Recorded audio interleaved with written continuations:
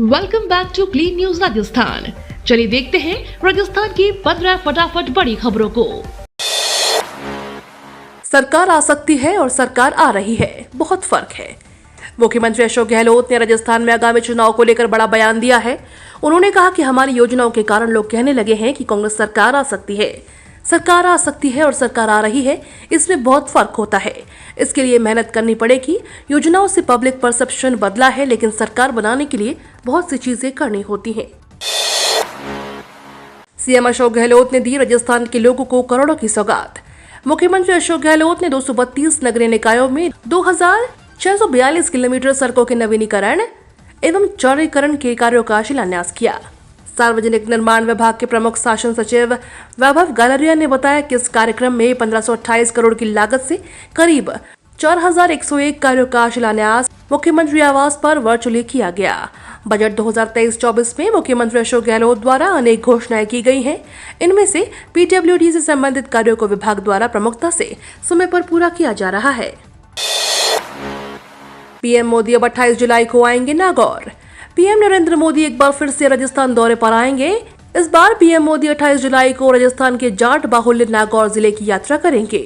यहां प्रधानमंत्री नरेंद्र मोदी का खरनाल में जनसभा को संबोधित करने और लोक देवता तेजाजी के मंदिर में पूजा अर्चना करने का कार्यक्रम प्रस्तावित है। पीएम मोदी का 1 माह में राजस्थान का यह दूसरा दौरा होगा। इससे पहले प्रधानमंत्री बीते 9 माह में 7 बार राजस्थान आ चुके हैं। 10 माह के भीतर प्रधानमंत्री नरेंद्र मोदी का यह 8वां दौरा होगा। करौली में दलित युवती से गैंगरेप, मायावती ने सीएम अशोक गहलोत को लिया निशाने पर। राजस्थान के करौली जिले में दलित युवती से गैंगरेप मामले में मायावती ने गहलोत सरकार पर निशाना साधा है। मायावती ने ट्वीट किया, दलित उत्पीड़न और हत्या का मामला अति दुखद है, जहां वहां की सरकार के लिए अति शर्म की बात है। करौली जिले में दलित बच्ची की घर में सोते हुए अपहरण व हत्या करके एसिड से जली उसकी लाश को कुएं में फेंकने की सुनियोजित जातिवादी घटना की जितनी भी निंदा की जाए वह कम है। वैसे तो कांग्रेस हो या बीजेपी जैसी अन्य पार्टियों की सरकारों से गरीबों, मजलूमों, दलितों, आदिवासियों व अति पिछड़े आदि उपेक्षितों के उत्पीड़न तथा उनकी सुरक्षा व सम्मान की उम्मीद कतई नहीं की जा सकती है। फिर भी सरकार से मांग है कि दोषियों के खिलाफ सख्त कार्रवाई सुनिश्चित करें। रीट मेंस लेवल 2 के डॉक्यूमेंट वेरिफिकेशन की तिथि 18 जुलाई से 2 अगस्त तक। राजस्थान कर्मचारी चयन बोर्ड ने शिक्षक भर्ती परीक्षा लेवल 2 के डॉक्यूमेंट वेरिफिकेशन की तारीख घोषित कर दी है। 18 जुलाई से 2 अगस्त तक सुबह 10 बजे से शाम 6 बजे तक जिला शिक्षा अधिकारी मुख्यालय पर डॉक्यूमेंट वेरिफिकेशन किया जाएगा। लेवल 2 में शॉर्टलिस्ट अभ्यर्थी अपने गृह जिले में दस्तावेजों का सत्यापन करवा सकेंगे। वहीं जिन अभ्यर्थियों के गृह जिलों में यह सुविधा नहीं है, उनके लिए नजदीक के जिलों में व्यवस्था की गई है। इसके बाद 27,000 पदों के लिए फाइनल रिजल्ट जारी कर अभ्यर्थियों की पोस्टिंग दी जाएगी। 2 अगस्त तक इस प्रक्रिया के बाद राजस्थान कर्मचारी चयन बोर्ड उम्मीदवारों की फाइनल लिस्ट को बीकानेर शिक्षा विभाग भेजेगा, जहां से फाइनल रिजल्ट के आधार पर उम्मीदवारों को पोस्टिंग दी जाएगी। गहलोत सरकार को हराने का मिशन, इस कैंपेन को लॉन्च करेंगे जेपी नड्डा। राजस्थान में भारतीय जनता पार्टी के केंद्रीय नेताओं के दौरे लगातार जारी हैं। शुक्रवार को प्रदेश चुनावी प्रभारी प्रहलाद जोशी के दौरे के बाद रविवार को राष्ट्रीय अध्यक्ष जेपी नड्डा जयपुर आ रहे हैं। नड्डा यहां बीलवा में जयपुर के दक्षिणी भाग की 8 विधानसभा सीटों को फोकस करेंगे। वर्ष 2013 में इनके 7 सीटें भाजपा ने जीती थी, जबकि इन्हीं में से वर्ष 2018 में 4 सीटों पर भाजपा को हार मिली। जानकारी के अनुसार नड्डा रविवार को बीलवा में एक सभा के साथ गहलोत सरकार के खिलाफ नहीं सजेगा राजस्थान अभियान की शुरुआत करेंगे। यह अभियान प्रदेश के सभी विधानसभा क्षेत्रों में चलाया जाएगा। राष्ट्रीय अध्यक्ष के इस कार्यक्रम को लेकर भाजपा की ओर से व्यापक तैयारियां की जा रही हैं। खासकर इस क्षेत्र के विधायक और प्रमुख नेताओं को आयोजन की जिम्मेदारी सौंपी गई है।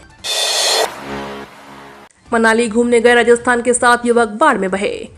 राजस्थान के अजमेर के ब्यावर से 7 जुलाई को कुल्लू मनाली घूमने गए 7 युवक भारी बारिश में हुए भूस्खलन व बाढ़ में बह गए हैं। उनमें से 4 युवकों के शव मिल चुके हैं, जबकि 3 अभी भी लापता बताए गए हैं।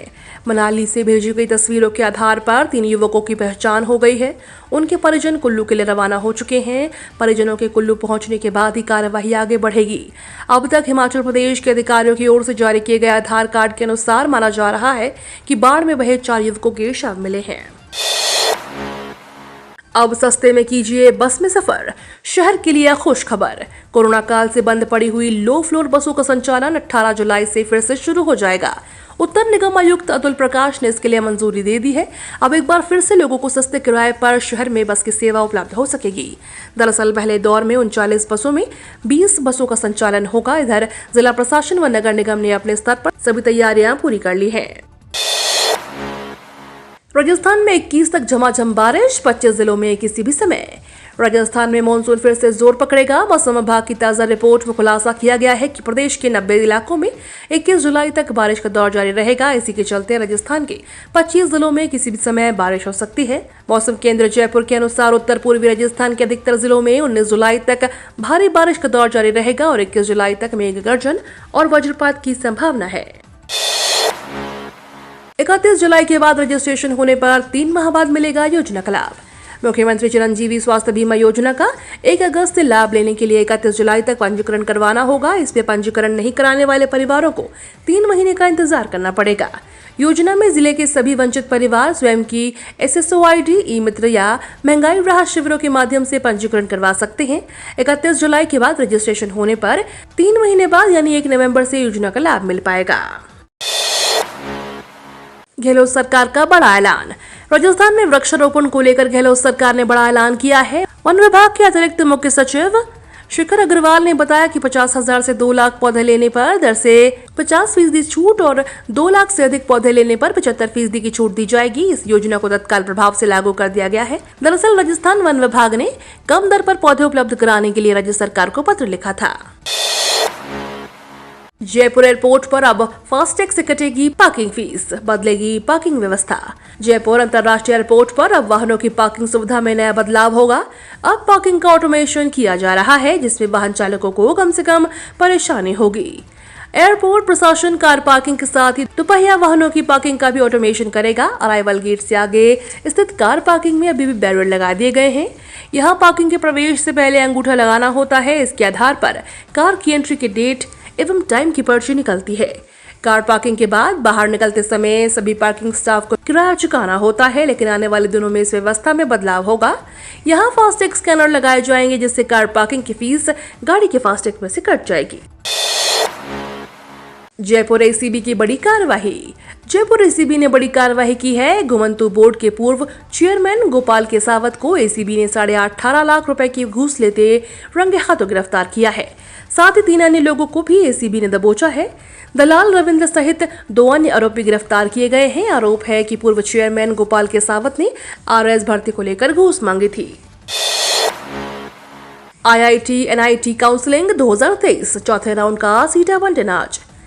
देश की IIT NIT समेत 116 संस्थानों की 57,000 से ज्यादा सीटों के लिए जोसा काउंसलिंग के चौथे राउंड का सीट आवंटन आज 16 जुलाई को जारी किया जाएगा। चौथे राउंड के सीट आवंटन के बाद विद्यार्थियों को 19 जुलाई शाम 5 बजे तक ऑनलाइन रिपोर्टिंग करना होगा। स्टूडेंट्स को अपलोड किए गए दस्तावेजों में जोसा की ओर से कमी पाए जाने पर आई क्वेरी पर 20 जुलाई तक शाम 5 बजे तक रिस्पॉन्स करना आवश्यक है, अन्यथा काउंसलिंग से बाहर हो जाएंगे। विद्यार्थियों को प्रत्येक राउंड में अपने द्वारा चुने गए काउंसलिंग विकल्प प्लॉट को स्लाइड, फ्रीज व स्लाइड को फ्लॉट व फ्रीज में बदलने का विकल्प मिलेगा। 31 जुलाई से पहले टैक्स पेयर के लिए वित्त मंत्री का बड़ा ऐलान।